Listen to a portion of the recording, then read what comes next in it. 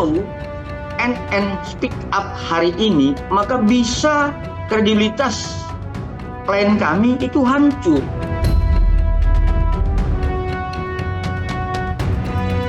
Bahwa klien kami ini tidak takut terhadap narasi-narasi overclaim, kemudian karena produknya ilegal, tidak takut terhadap itu. Kita ini kan juga termasuk penegak hukum, ya. Artinya penegak hukum itu juga harus meluruskan.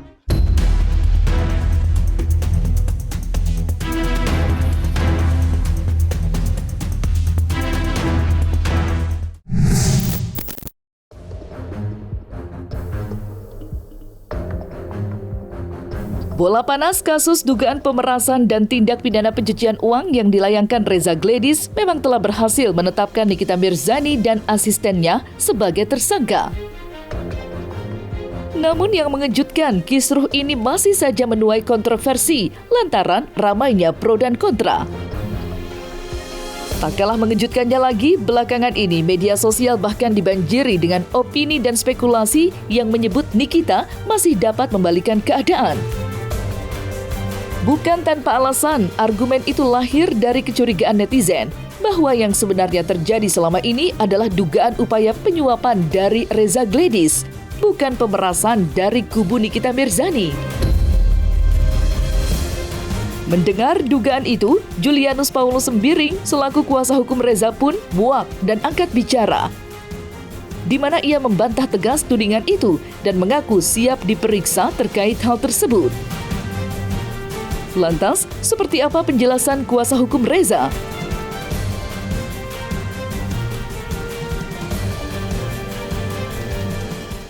Yang perlu saya sampaikan adalah persoalan, ya sebenarnya kan ada satu bentuk ancaman, ya satu bentuk ancaman oleh tersangka dengan inisial NIM kepada klien kami, ya pada intinya adalah menyebutkan begini.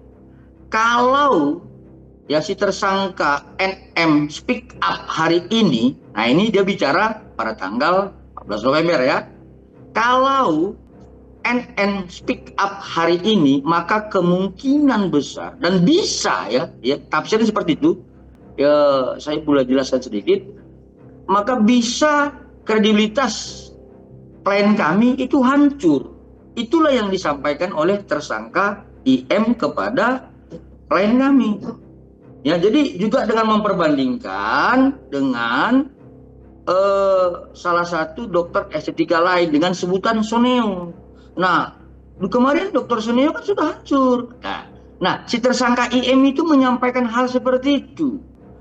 Artinya dia menyampaikan kalau hari ini NM speak up, maka kemudian kredibilitas seorang dokter, ya klien kami itu akan dihancurkan oleh NM sama seperti dokter Seneo. Dia bilang bukan Seneo, DR apa ya? Saya lupa itu siapa, tapi tapi sebutannya Suneo seperti itu. Kemudian kalau disampaikan bahwa itu lawang tutup mulut, ya memang dia sampaikan seperti itu untuk menutup mulut si tersangka NM itu. Artinya ada ancaman. Kemudian ketika misalkan ancaman itu tidak dilaksanakan dan tidak dihentikan dengan cara tidak menutup mulut si tersangka NM, maka hancurlah kredibilitas klien kami sebagai seorang dokter. Jadi Reza Gladys ini ingin menemui saya karena dia tidak mau saya membahas tentang salah satu skincare-nya dia yang mirip sama punyanya Richard Lee. Dia cari-carilah gue. Terus dikasihlah nomor teleponnya Mail. Dia teleponin Mail terus tuh, sama Mail gak diangkat.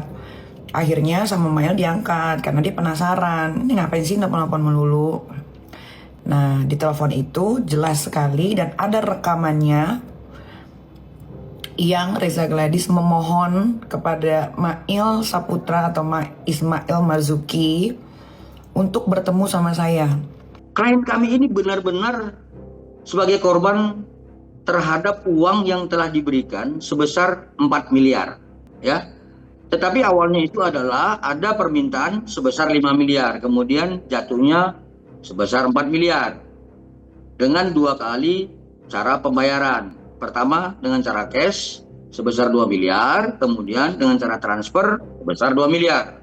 Nah, tapi harus saya garis bawahi bahwa klien kami ini tidak takut terhadap narasi-narasi overclaim, kemudian karena produknya ilegal, tidak takut terhadap itu, tapi takut terhadap ancaman-ancaman menghancurkan kredibilitas nama klien kami sebagai seorang dokter, menghancurkan nama pribadinya, disebut flexing, disebut wajah abu-abu, memakan uang masyarakat, dan sebagainya. Itu kan satu ancaman-ancaman yang sering direview-review oleh si tersangka NM dan tersangka lainnya, terlapor lainnya yaitu Dr. S, yang kemudian menjadi satu ketakutan bagi klien kami. Selain memberikan komentar terkait hal tersebut, dalam kesempatan yang sama, pria yang akrab disapa dengan sebutan Bang Biring itu turut menanggapi pula unggahan yang dibagikan advokat senior Togar Situmorang di media sosial belum lama ini. Di mana dalam unggahan itu, Togar menjelaskan jika pihak kepolisian bisa menjalani haknya untuk menjalankan LP model A, guna mengkonfirmasi secara pasti apakah produk yang dijual benar-benar aman atau justru berbahaya. Lantas, seperti apa Julianus Paulus Sembiring menanggapi ucapan Togar Situmorang? Serta bagaimanakah pula kesiapan pihak Reza bila produk kecantikannya harus menjalani uji laboratorium?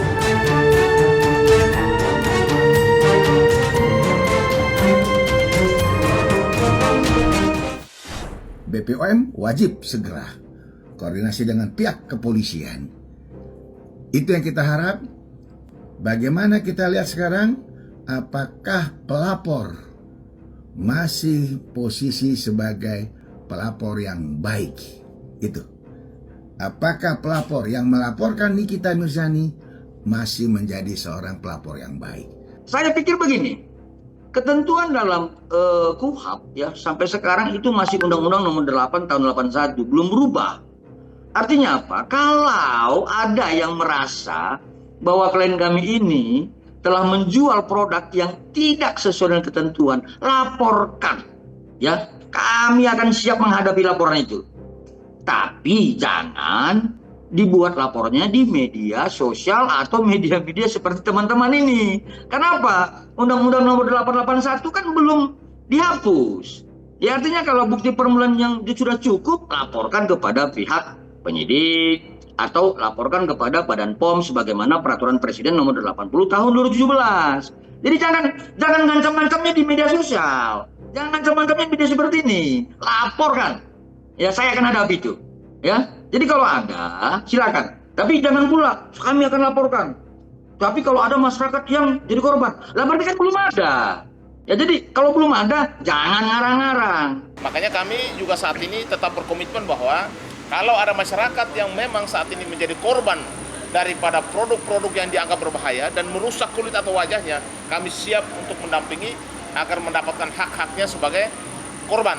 Yang pasti adalah klien kami mengedarkan produk ya skincare yang menjadi sebuah usahanya sudah berdasarkan Peraturan BPOM Nomor 21 Tahun 2022. Sudah melalui tahapan DIP pertama, DIP kedua, DIP ketiga, dan terakhir adalah DIP 4 tentang notifikasi dan izin edar melalui pre-market dan post-market. Nah, tapi kalau kemudian ada juga yang terus menyatakan bahwa klien kami tidak melalui tahapan-tahapan yang kami maksudkan tadi, ya udah, hentikan huru-hara ini, laporkan. Ya, toh yang si NM sudah jadi tersangka, ya laporin kalau memang itu benar gitu loh. Jadi sehingga kemudian ketersangkaan itu ya bisa juga menjadi satu alat nanti untuk membela dia ketika memang klien kami itu ada salah seperti itu.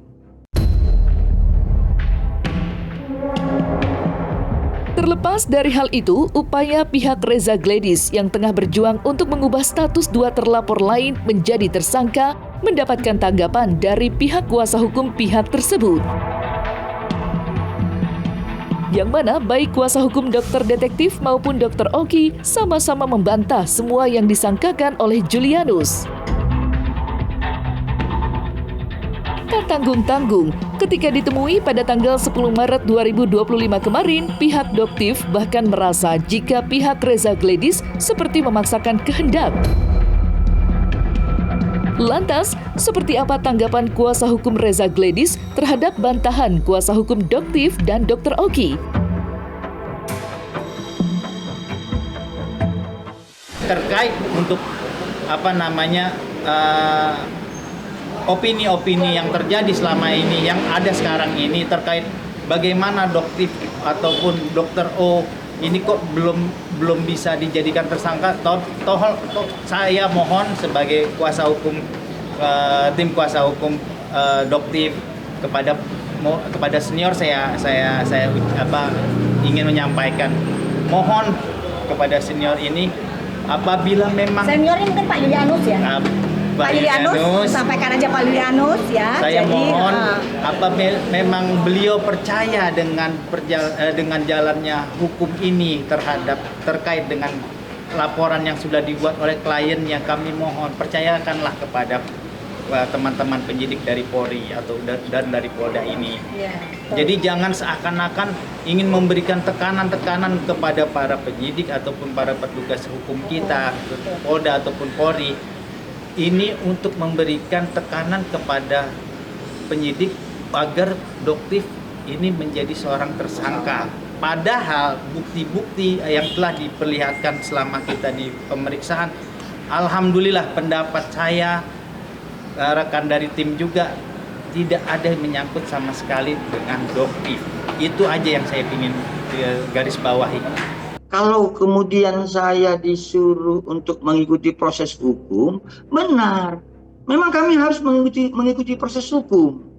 Ya, jadi kita ini kan juga termasuk penegak hukum, ya. Artinya penegak hukum itu juga harus meluruskan.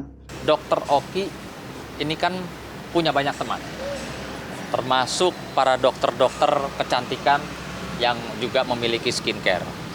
Nah, tentunya juga kita ketahui Dr. Oki ini kan kedekatannya dengan Nikita Mirzani, selain memang Nikita itu sebagai BA, brand ambassador, dan juga secara pertemanan mereka dekat. Nah, sehingga ketika ada seseorang, baik itu dokter, ya, atau pemilik skincare, atau yang merasa dirinya mafia skincare itu ketakutan karena direview mungkin barangnya sama Nikita, maka dia atau orang-orang ini mencari siapa yang bisa berkomunikasi atau menjembatani mereka dengan Nikita Mirzani. Kurang lebih seperti itu. Ada satu bahasa yang beliau sampaikan bahwa tentang Dr. O inilah merupakan jembatan. Itu kan pengakuan. Jembatan itu kan sudah jelas sebagai penyedia sarana, penghubung dan sebagainya terhadap peristiwa pidana dugaan pasal 368, kemudian pasal 27B ayat 2 dan pasal 345 Undang-Undang TPPU. Nah, adanya jembatan penghubung ini sebagaimana yang kami duga yang bisa dipersangkakan dengan pasal 56, kemudian terjadinya dugaan tindak pidana. Nah, tapi kalau jembatan tadi ini tidak kemudian menghasilkan atau menciptakan dugaan tidak pidana, ya itu bukan suatu pidana jembatan itu.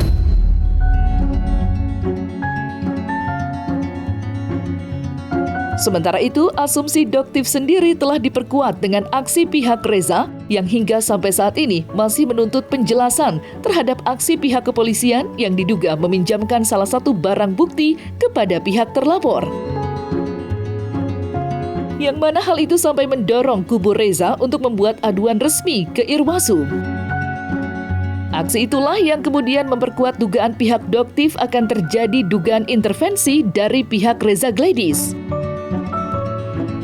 Lantas, seperti apa penjelasan Julianus Paulus Sembiring terkait hal itu?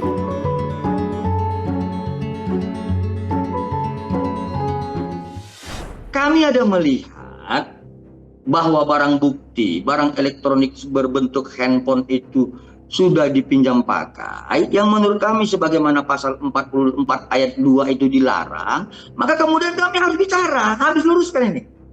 Tidak mungkin juga ada yang loss di situ, ada yang menurut kami adalah cacat formil, kami harus diam, nggak mungkin. Karena kami merasa bahwa aturannya ada A, B, C, nggak boleh A, B, dan kemudian F, nggak boleh begitu, harus berurutan. Nah, terhadap barang bukti itu yang dipinjam pakaikan, kami merasa keberatan. Kenapa? Telah terputusnya peristiwa tanggal 27 Oktober, 13 November, 14 November, dan 27 November. Nah, kemudian di dalam peraturan Kapolri nomor 6 tahun 2019 di pasal 34 dan 35 huruf A dan E dijelaskan bahwa penanganan barang bukti terkait barang elektronik itu harus khusus, ya. Tapi kalau kemudian hari ini dipinjam pakai, hari ini disita, digeledah dan disita, besoknya dipinjam pakai, kan ini nggak penanganan khusus. Sehingga kami berpendapat adanya ketidaksempurnaan dalam hal penyidikan. Kemarin beliau sempat berstatement bahwa kenapa handphone DS bisa diambil. Itu adalah suatu hoax ya guys, itu adalah pemberitaan yang sangat hoax ya. Jadi sedangkan dokter juga tantang, tapi ternyata sampai sekarang beliau tidak memberikan klarifikasi.